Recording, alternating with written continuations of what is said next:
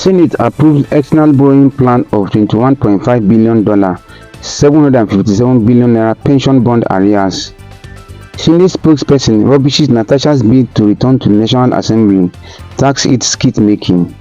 Suspension: I will approach appellate court for interpretation of legal impasse, said Natasha Akpoti-Uduaghan. My duty is to protect Edo people. Okpebholo insists Obi must notify him before visiting. Nigerian Super Falcons defeat South Africa, qualify for Nations Cup final. Rep proposes bill compelling civil servants to use public schools, hospitals.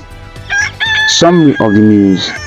Senate approves external borrowing plan of $21.5 billion, $757 billion pension bond arrears. The Nigerian Senate has approved President Bola Tinubu's external borrowing plan of $21.5 billion for the 2025-2026 period.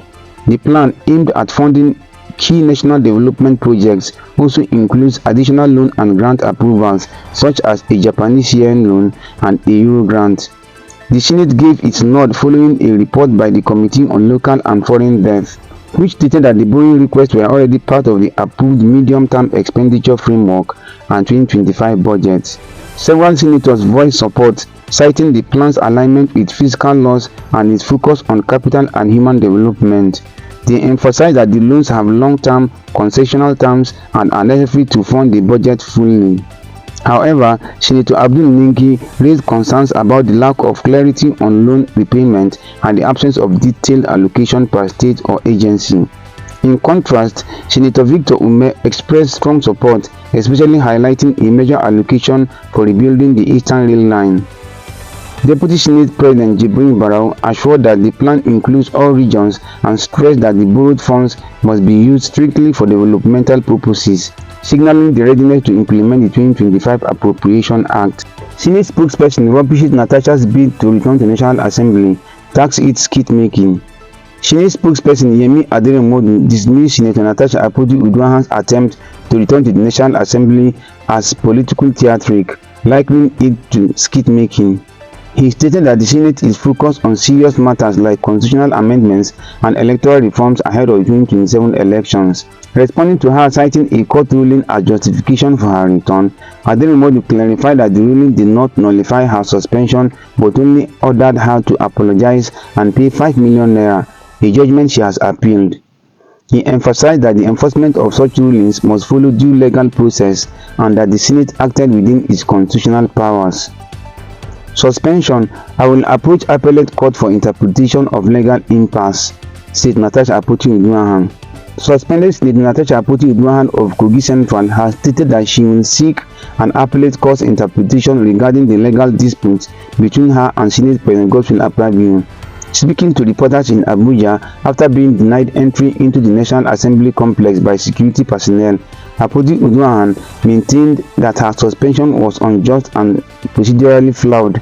She arrived at the complex on foot, accompanied by supporters and activists, including Aisha Yusufu, after parking her vehicle outside due to a security blockade.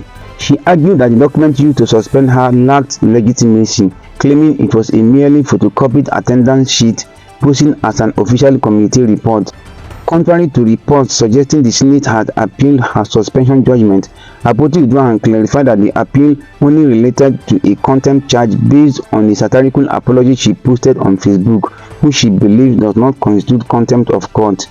Although she acknowledged that the National Assembly is set to begin a 2-month recess, which will effectively complete her 6-month suspension term, she insisted that she is no longer suspended and plans to challenge the situation further in court, describing the entire suspension process as fraudulent. Nigerian Super Falcons defeat South Africa, qualify for Nations Cup final. Super Eagles Falcons have advanced to the final of the 2024 Women's African Cup of Nations (WAFCON) after defeating South Africa 2-1 in a tense semi-final in Casablanca. Rasheedat Ajibade opened the scoring with a penalty just before halftime. South Africa equalized early in the second half with a penalty of their own. The winning goal came in 90th minute when Michele Alozie scored a brilliant free kick. Nigeria now awaits the winner of Morocco vs Ghana for a chance to claim their 10th WAFCON title, avenging their 2022 group stage loss to South Africa. My duty is to protect Edo people. Okpebholo insists Obi must notify him before visiting. Edo State Governor Monday Okpebholo has reaffirmed his stance that Labour Party's Peter Obi must notify him before visiting the state. He emphasized that this is a security measure, not a threat. Okpebholo linked Obi's recent visit to a security breach that allegedly caused the death of 3 people. Despite public backlash accusing him of intimidating political opponents, Okpebholo defended his position at a public event in Benin City, stating that as the chief security officer of the state, it is his duty to protect lives.